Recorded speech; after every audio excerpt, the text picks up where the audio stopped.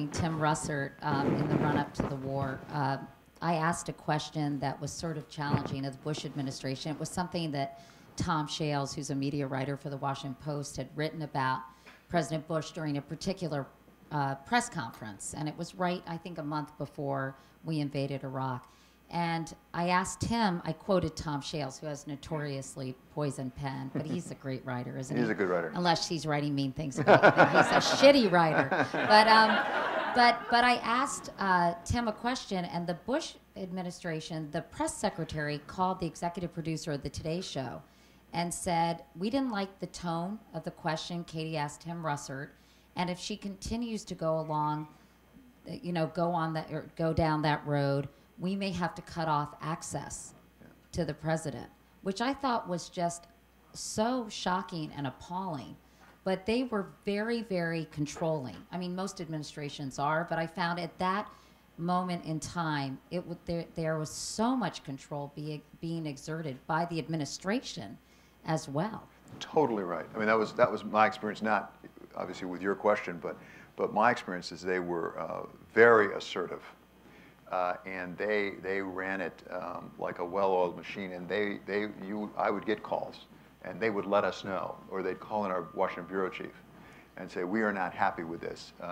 And the implicit or explicit threat is the one that you mentioned, which is, if you want to get interviews with our people, then you better not continue down this road. They were pretty aggressive. How do you deal with that? I mean, as a news person, to not kind of cave in to the demands of an administration, or using that to hold over your head so that you won't take a particular tact when the public's right to know, and really you're doing your job, would have you behave in a different way. Well, I don't want to sound too righteous, because I certainly have things that I can criticize about my own performance. On that one, I think I was pretty good. I was pretty tough on saying, so be it. We're not going to start doing that. In part because it was wrong and it would affect our coverage. In part because I said, once you start down that road, there's no end.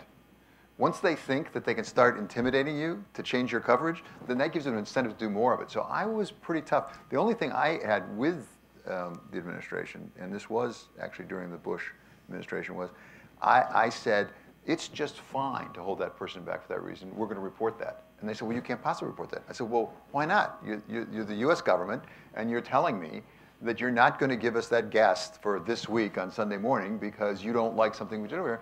That's just fine. You can do that.